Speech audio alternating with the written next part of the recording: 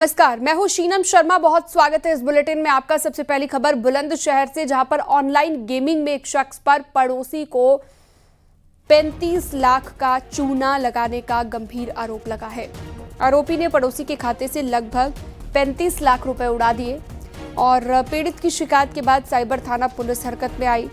इस दौरान एक लैपटॉप और 2 मोबाइल फोन के साथ आरोपी दीपांशु को गिरफ्तार कर लिया गया है।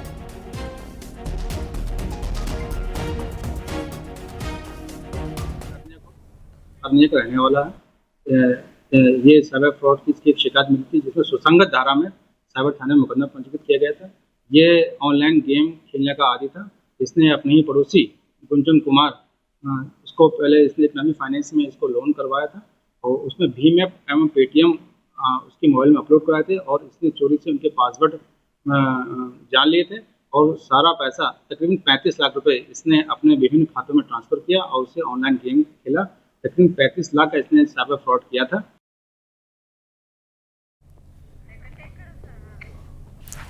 सोनभद्र से अगली खबर, जहां पर शराब के नशे में 2 लोगों के बीच हुई मारपीट में एक शख्स की जान चली गई और ये सनसनीखेज वारदात जुगैल थाना क्षेत्र के आगोरी खास गांव की है, जहां पर किसी बात को लेकर 2 लोग आपस में भिड़ गए।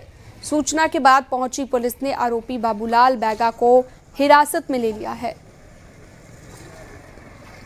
कि बाबूलाल बैगा पुत्र बंधु तथा रमई पुत्र कतवारू बैगा, जिनकी उम्र लगभग 42 वर्ष है, इनके मध्य में किसी बात को लेकर वाद विवाद हुआ था, जो बाद में मारपीट में तब्दील हो गई, जिससे रमई की मृत्यु हो गई।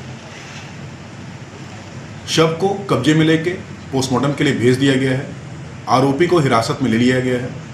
परिजनों की तहरीर पर अग्रिम वैधानिक कार्रवाई की जा रही है। मौके पर शांति व्यवस्था कायम है।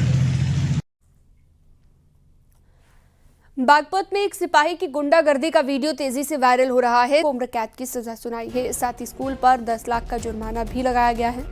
घटना 12 जुलाई 2018 की है, जब स्कूल के स्विमिंग पूल के पास लाइफ गार्ड चंडीदास ने 3 साल की मासूम के साथ दरिंदगी की थी। हैरानी की बात यह थी कि स्कूल प्रबंधन दोषी पर कार्रवाई करने की बजाय पीड़ित के अभिभावक पर दबाव बनाकर मामले को रफा दफा करने में जुटा रहा, जिसको लेकर जिला कोर्ट ने अपने फैसले में स्कूल प्रबंधन को भी घोर लापरवाही का दोषी माना है। कोर्ट ने कहा है कि स्कूल परिसर में बच्चों की सुरक्षा की जिम्मेदारी सीधे तौर पर प्रबंधन की होती है, लेकिन इस मामले में सुरक्षा के इंतजाम नाकाफी थे। ये जो घटना है ये 12/7/2018 की है। इसमें पीड़िता है जो वो अपने घर से विद्यालय के लिए गई थी और ये विद्यालय है अपना ग्रेटर नोएडा में स्थित है, डीपीएस विद्यालय, वहाँ की घटना है। वहाँ शिक्षण के दौरान वहाँ जो स्विमिंग का भी वो होता है, तो स्विमिंग पूल के बाहर कुछ समय में जब बच्चे निकले थे, निकलने के बाद ये घटना हुई थी। तो स्विमिंग पूल के बाहर जो सफाई कर्मी था उसके द्वारा ये घटना की गई है, जिसका नाम चंडीदास था और उसको उसके इस कृत्य के लिए आजीवन की कैद माननीय न्यायालय ने सुनाई है। औरैया के बिधुना इलाके के रौन्हा गांव में सोती हुई महिला पर अचानक से कातिलाना हमला कर दिया गया। इस हमले में महिला गंभीर रूप से घायल हो गई, जिसके बाद आनन फानन में उसे अस्पताल में भर्ती कराया गया। महिला पर हमला उस वक्त हुआ जब वो बच्चों के साथ सो रही थी। हालांकि हमलावर मौके से फरार हो गए। बिधुना कोतवाली पुलिस मामले की जांच पड़ताल में जुटी हुई है। दृष्टिया मजरूब के गले में धारदार हथियार से चोट होना पाया गया है। बिधुना सीएचसी में प्राथमिक उपचार के बाद तिरवा हायर सेंटर रेफर किया गया है, जहां डॉक्टर द्वारा उनकी स्थिति खतरे से बाहर बताई जा रही है। घटना कारित करने वाले व्यक्ति को पुलिस द्वारा हिरासत में लेकर पूछताछ की जा रही है। तहरीर प्राप्त कर सुसंगत धाराओं में अभियोग पंजीकृत कर अग्रिम वैधानिक कार्रवाई अमल में लाई जाएगी। मौके पर शांति व्यवस्था कायम है। और नोएडा से बड़ी खबर, 5 मंजिला इमारत में लगी आग। 4थे फ्लोर पर आग लगने से हड़कंप मच गया है। सूचना के बाद मौके पर फायर ब्रिगेड की टीम पहुंच गई और आग पर काबू पाया गया। सिलेंडर ब्लास्ट की खबर भी आ रही है कि यहां पर इसकी वजह से आग लगी होगी। फायर विभाग आग बुझाने में जुटा हुआ है।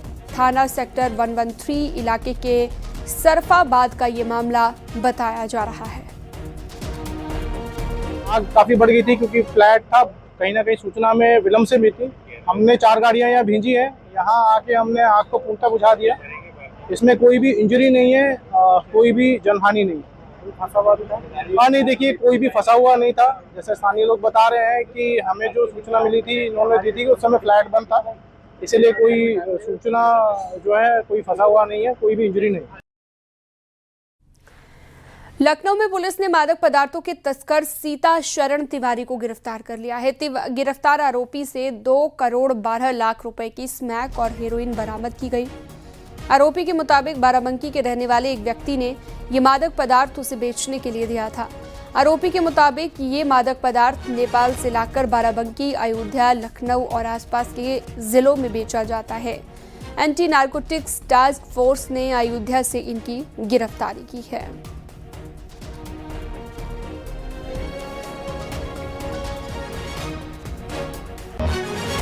फतेहपुर के बाद अब फिरोजाबाद में बवाल शुरू हो गया है, जहां पर मल खानपुर रोड स्थित पीर बाबा की सैकड़ों साल पुरानी मजार को तोड़कर हनुमान जी की मूर्ति रख दी गई, जिसे अब पुलिस ने प्रतिमा को हटाकर शांति व्यवस्था कायम कर दी है। एसपी ग्रामीण ने बताया, मामले में 2 टीमें गठित की गई हैं और पूरे मामले की जांच पड़ताल जारी है। मलखानपुर गांव में सड़क पर एक मजार बनी हुई थी, जो कि काफ़ी पुरानी थी। उसको कुछ अराजक तत्वों के द्वारा रात में क्षतिग्रस्त कर दिया गया था।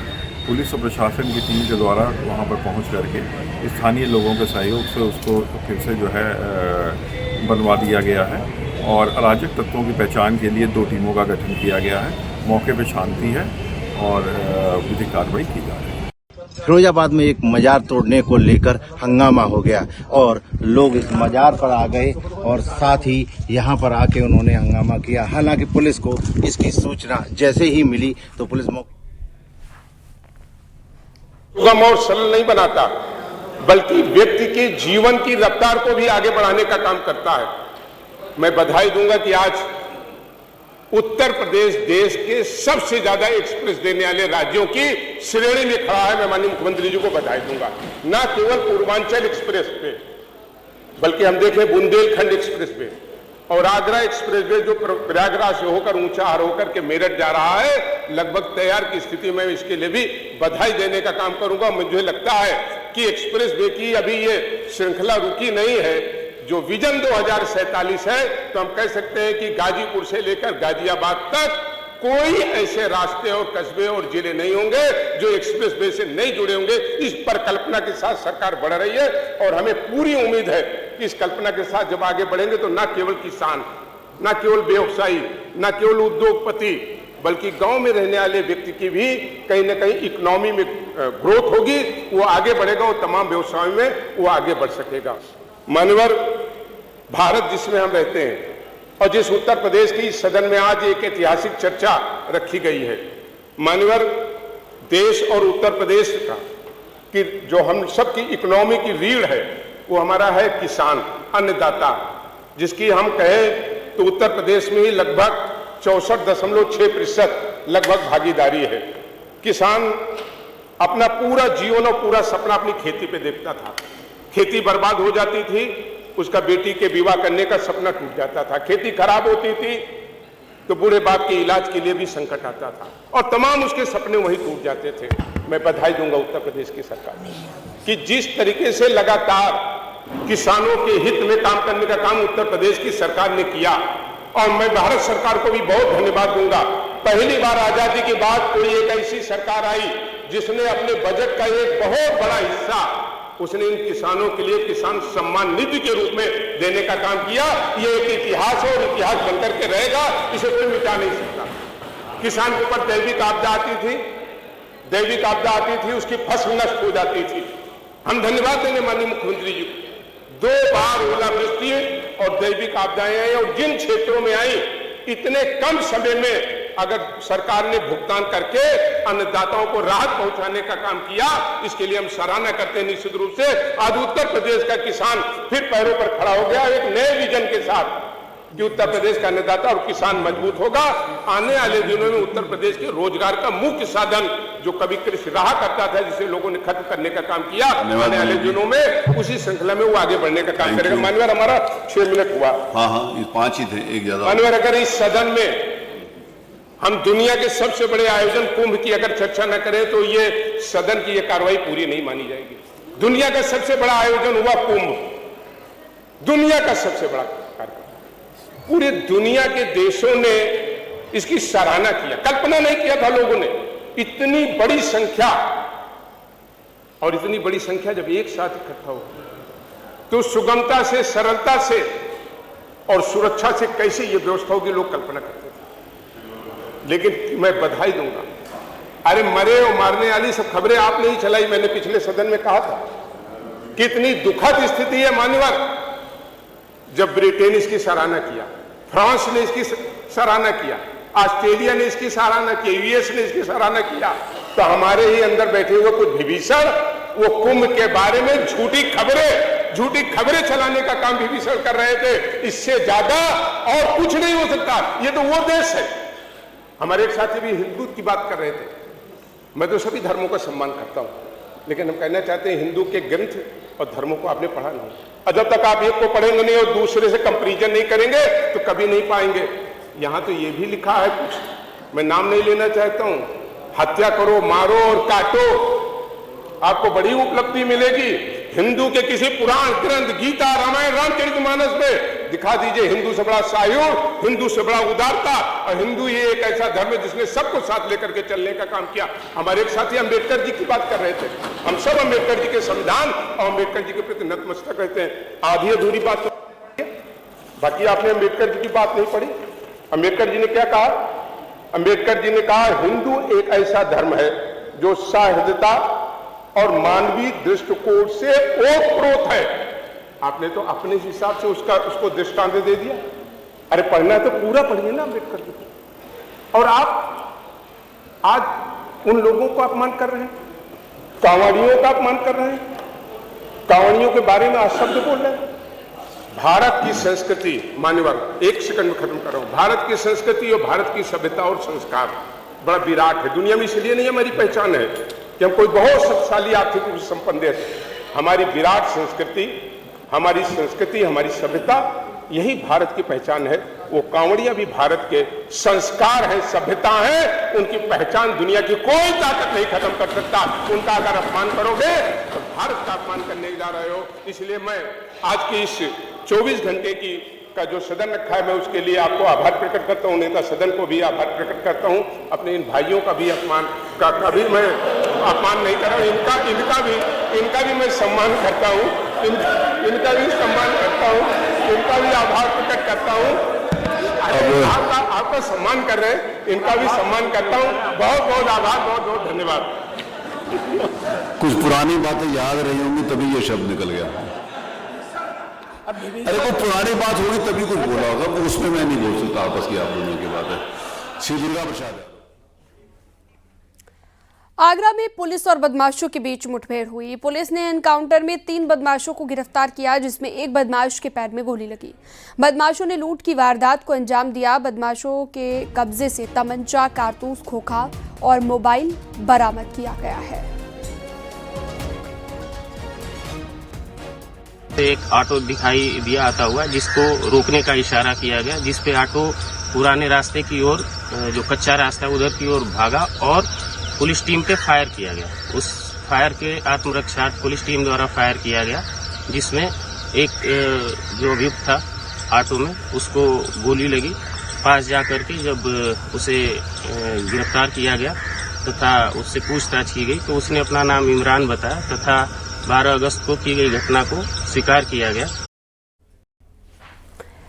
मेरठ में सीबीआई ने छापेमारी कर एडिशनल डायरेक्टर और कार्यालय अधीक्षक को 5 लाख रुपए की रिश्वत लेते हुए गिरफ्तार कर लिया है।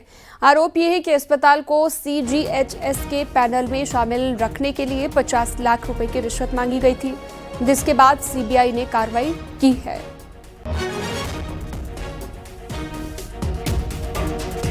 रोहतास बिल्डर के ठिकानों पर ईडी ने छापेमार कार्रवाई की है। राजधानी लखनऊ में 6 और नई दिल्ली के 2 ठिकानों पर ईडी की छापेमारी हुई। यूपी रेरा की ऑडिट में 248 रुपए की गड़बड़ी की बात सामने आई है। आपको बता दें, रोहतास ग्रुप के प्रमोटर्स 4 साल से लापता है। प्रमोटर्स के नहीं मिलने के चलते ईडी संपत्तियों का अटैचमेंट नहीं कर पा रही है।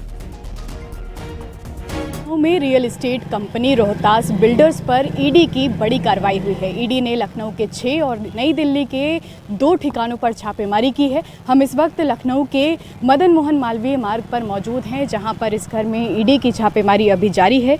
ये कार्रवाई रोहतास ग्रुप पर दर्ज 87 एफआईआर और यूपी रेरा की फॉरेंसिक ऑडिट रिपोर्ट के बाद हुई है, जिसमें पार्शियल ऑक्यूपेंसी सर्टिफिकेट के तहत 248 करोड़ रुपए की गड़बड़ी सामने आई थी। ग्रुप के प्रमोटर्स पीयूष रस्तोगी, परेश रस्तोगी और दीपक रस्तोगी पिछले 4 साल से लापता हैं, जिसके चलते ईडी उनकी संपत्तियों को अटैच नहीं कर पा रही है। फिलहाल मामले से जुड़े अहम सबूत जुटाने के लिए ईडी की छापेमारी जारी है। बताया जा रहा है कि सुबह 6 बजे के आसपास जो ईडी की टीम है वो यहाँ पर आ गई थी और तमाम सबूत अभी भी फिलहाल जुटाए जा रहे हैं। कैमरा पर्सन अनिल के साथ नितिका दीक्षित, न्यूज़ 18 लखनऊ। नोएडा अथॉरिटी ने बकाया वसूलने के लिए बिल्डरों को नोटिस जारी कर दिया है। ये नोटिस उन बिल्डरों को जारी किए गए जिन्होंने अमिताभ कांत की सिफारिश के तहत कुल बकाये का 75% जमा किया है। ये नोटिस बची हुई 75% पैसे को जमा कराने के लिए दिया गया है। पैसा जमा होने के साथ ही रजिस्ट्री का रास्ता साफ होगा और हर 6 महीने के अंदर रिपोर्ट रिव्यू होगी। 35 बिल्डरों ने कुल बकाये का 25% राशि जमा की थी। अमिताभ कांत सिफारिश के तहत 25% पैसा जमा करने वाले बिल्डर और अब रेस्ट अमाउंट 75% जमा करने के लिए नोएडा अथॉरिटी ने 35 बिल्डरों को नोटिस सर्व किया है। इस वक्त हम नोएडा अथॉरिटी में ही मौजूद हैं और आपको बता दें, यहाँ पर कुल 57 बिल्डर प्रोजेक्ट्स हैं। लिहाजा इनमें से 35 बिल्डरों ने अमिताभ कांत सिफारिशों के तहत लाभ लेने के उद्देश्य से 25% अमाउंट जमा किया था, ताकि रजिस्ट्री का रास्ता भी खुल सके और एक मध्यस्थता निकाली गई थी। और अब 35 बिल्डर 75% अमाउंट और जमा करें, इसके लिए जो 35 बिल्डर हैं उनको नोटिस सर्व किया गया है। साथ ही आपको बता दें कि 12 ऐसे बिल्डर हैं जिन्होंने 25% में आंशिक पैसा जमा किया, उनको भी इसके तहत नोटिस सर्व किया गया है। और 4 बिल्डर ऐसे हैं जिन्होंने पैसा जमा नहीं किया। साथ ही कुल 6 ऐसे बिल्डर हैं जिन्होंने अमिताभ कांत सिफारिश के तहत पैसा जमा नहीं किया या उसका लाभ नहीं लिया है। और आपको बता दें कि जो 35 बिल्डर प्रोजेक्ट्स हैं इनको नोटिस भेजा गया है ताकि ये 75% अमाउंट जमा करें और 6 महीने में 25% करके पैसा जमा करना है। लगातार जिस तरीके से मुख्य उद्देश्य यही है कि आम लोगों को राहत मिल सके और बिल्डर को भी एक फिक्स अमाउंट जमा करना पड़े, एक साथ पैसा नहीं जमा करे। इसीलिए अमिताभ कांत सिफारिश को लागू किया गया था ताकि आने वाले वक्त में जो बायर्स हैं उनको मालिकाना हक मिल सके।